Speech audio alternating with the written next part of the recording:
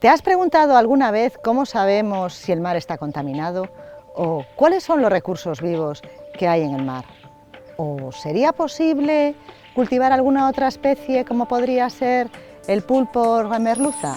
En el Instituto Español de Oceanografía intentamos dar respuesta a todas estas preguntas y realizar investigaciones para conocer diferentes aspectos relacionados con las ciencias del mar. Si quieres saber algo más de nuestro trabajo, acompáñanos y te lo mostraremos. El estudio de los recursos marinos y el impacto de la pesca en el ecosistema es fundamental para el mantenimiento de esta actividad de forma sostenible y respetuosa en el tiempo.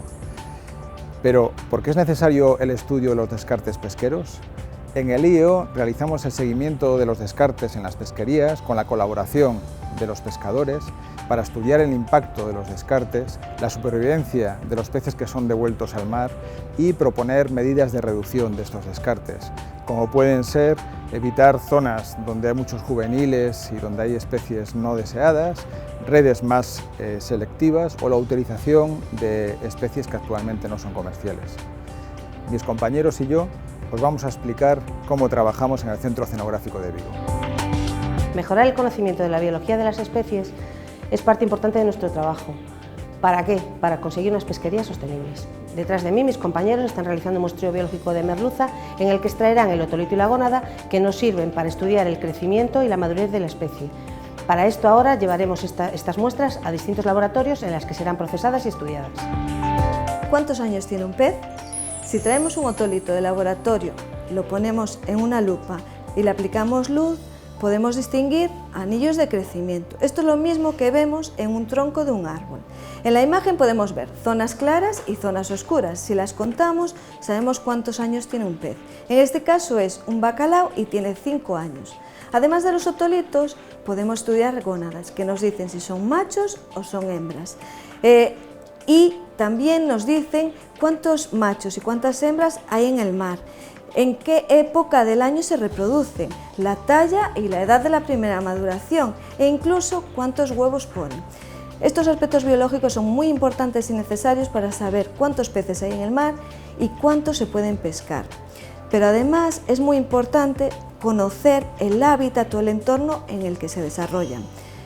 Esto os lo explicará a continuación mi compañero José Luis. Los peces conviven con otro tipo de organismos y conjuntamente con el entorno forman los ecosistemas marinos. En la mesa podéis ver diferentes organismos invertebrados que hemos obtenido en nuestras campañas de investigación. Básicamente están representados los corales y las esponjas de profundidad. Pero, ¿por qué los estudiamos y asesoramos sobre su protección? Bueno, estos organismos forman estructuras tridimensionales que son zonas de refugio, zonas de alimentación y zonas de reproducción de otras muchas especies. De ahí que las conozcamos como áreas de alta biodiversidad y su valor ecológico es alto.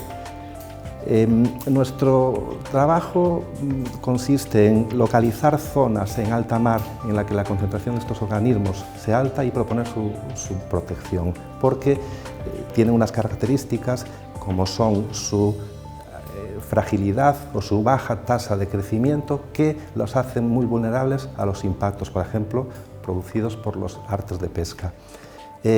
Para estudiarlos necesitamos identificarlos perfectamente y en la sala de microscopía mi compañera Mar os va a explicar el caso concreto de cómo se identifican las esponjas. Como os comentó anteriormente mi compañero José Luis, la identificación de los organismos invertebrados es fundamental. En el caso de las esponjas, para llevar a cabo esta identificación utilizamos o bien microscopio o bien lupa. Con el microscopio o con la lupa lo que hacemos es observar el esqueleto interno de la esponja. El esqueleto interno de la esponja está formado principalmente por unas estructuras que se denominan espículas, que pueden ser o bien de origen calcáreo o bien de origen silicio. Estas estructuras son unas estructuras muy llamativas que presentan unas características tanto de forma como de tamaño que son identificativas de cada especie. Las especies es muy importante tenerlas bien identificadas para saber si son consideradas como especies vulnerables y así hacer una recomendación para proteger las áreas donde las encontramos. El continuo crecimiento de la población y la sobreexplotación de los caladeros ha provocado que la pesca no sea un recurso suficiente para abastecer de especies marinas a los mercados. Es por eso que el Instituto Español de Oceanografía trabaja en el cultivo de nuevas especies para su introducción en el mercado, de manera que consigamos una alimentación sana, sostenible, saludable y que nos permita la conservación de los recursos marinos. Nosotros nos dedicamos a la investigación y al cultivo de distintas especies marinas. Dentro de los peces que estudiamos tenemos el rodaballo, el lenguado, el besugo, la merluza y la cherna. Dentro de moluscos, el pulpo, y dentro de crustáceos, la centolla. Para ello necesitamos una correcta alimentación. La alimentación es la base para la cría y la viabilidad de las especies que nosotros producimos. Nosotros también, para darle de comer, utilizamos zooplancton y fitoplancton. El fitoplancton lo cultivamos en estos fotobioreactores y cultivamos dos tipos de especies distintas de algas verdes y un tipo de algas pardas. Dentro del zooplancton, que son organismos microscópicos, cultivamos el rotífero, la artemia, copépodos y zoeas de centolla. Nosotros en el centro tenemos nuestros propios reproductores para obtener puestas naturales o inducidas. En las puestas naturales los huevos salen al agua, donde los recogemos con salabres y escogemos los huevos fecundados y los echamos a los tanques de incubación. Y en las inducidas hacemos una fecundación in vitro. Para ello presionamos abdominalmente la gónada de la hembra, salen los huevos y extraemos con una jeringuilla el esperma del macho. Fecundamos externamente y con los huevos fecundados los echamos a los incubadores, donde tardarán de 5 a 7 días para que nazca la larva, dependiendo de la especie y de la temperatura de los tanques. Los factores a tener en cuenta para el cultivo de especies marinas son, entre otros, la temperatura del agua, el oxígeno, la aireación, el pH, los nitritos, el amonio. Tratamos de mantener las condiciones idóneas para que cada especie pueda desarrollarse adecuadamente, evitando en todo momento la contaminación y las infecciones. Realizamos pruebas de alimentación con alimento vivo o inerte, los piensos, dependiendo de la especie y la etapa de desarrollo. Estudiamos las causas de las malformaciones, tanto en huevos como en larvas. En este centro, además de trabajar en zootecnia, que es la optimización de las especies para su cultivo, trabajamos en genética aplicada, identificando genéticamente a todos los padres de cada una de las especies para poder tener familias y evitar así la tan temida consanguinidad que produce muchos problemas en la acuicultura. Outro factor importante no estudio do medio mariño é o fitoplancton. O fitoplancton son algas microscópicas que viven nos nosos mares, ríos e océanos. Se miras ao redor, podes ver algunos exemplos destas microalgas. O fitoplancton é moi beneficioso porque é a base da cadea alimentaria, pero en Galicia existen algunhas especies tóxicas que hai que estudialas porque intoxica as persoas que consumen o marisco. Agora acompáñame e vamos a mirar como estudamos o fitoplancton. Estamos nunha cámara de cultivos donde mantemos a nosa colección de microalgas.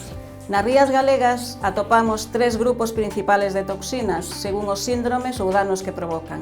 En primeiro lugar, as toxinas agnésicas, representadas principalmente polo ácido domoico, que é producido por algunhas especies de diatomeas do xénero Pseudoniscia. Logo temos as toxinas paralizantes, representadas polas saxitoxinas, que son producidas por dinoflaxelados do xénero Alexandrium e do Gymnodinium catenatum. Para rematar, as toxinas diarreicas, que son as causantes da maioría dos peches en Galicia e tamén dos peches máis prolongados. Todos estes organismos son moi pequenos, polo tanto, para estudalos necesitamos microscopios e outro equipamento científico. Imos á sala de citoxenética, donde Rosa nos vai explicar como estudalos.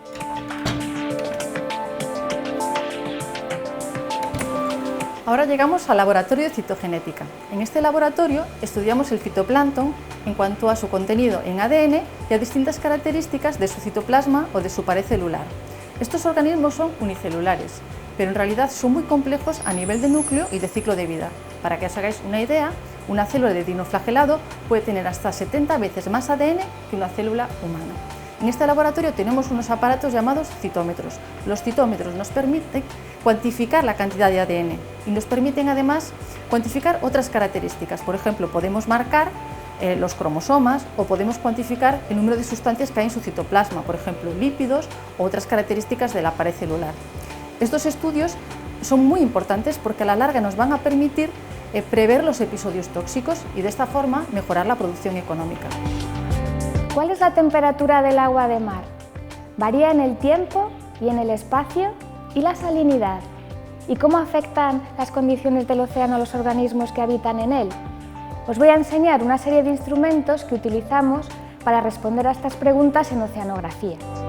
Esto, por ejemplo, es un CTD. Lo utilizamos para medir temperatura y salinidad en función de la profundidad.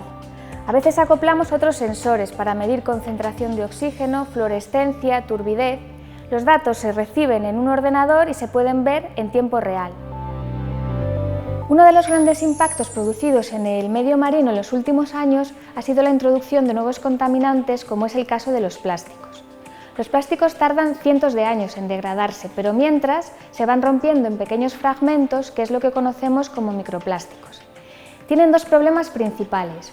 Uno, que actúan como esponjas y a ellos se adhieren multitud de contaminantes presentes en el agua de mar.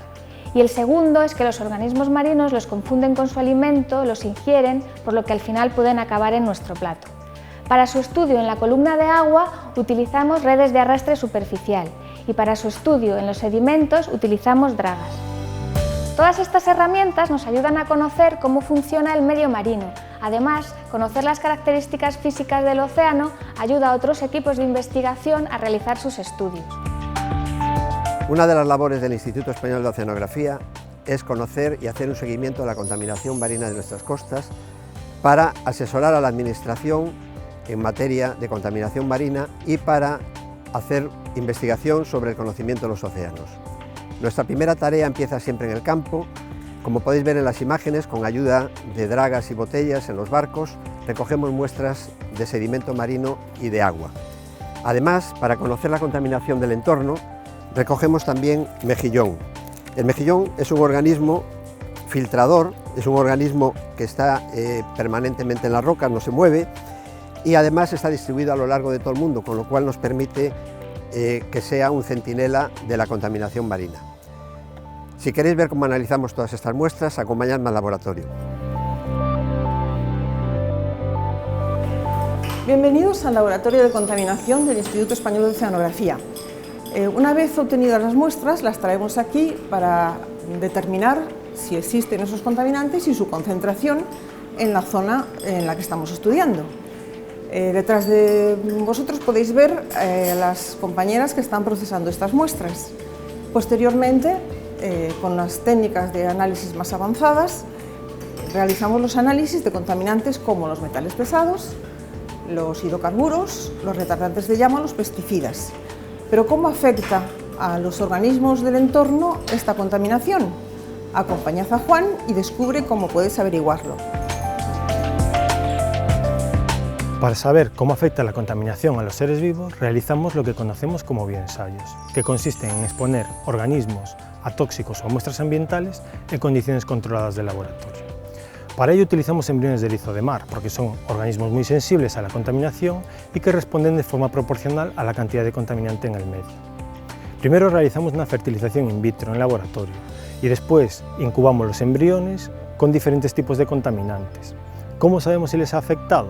Bueno, pues puedes ver en la figura una larva normal y una larva que se ha visto afectada por contaminantes. Como puedes ver, el estudio y el seguimiento de la contaminación son muy importantes para la protección del mar. Tú también puedes ayudar a conservarlo.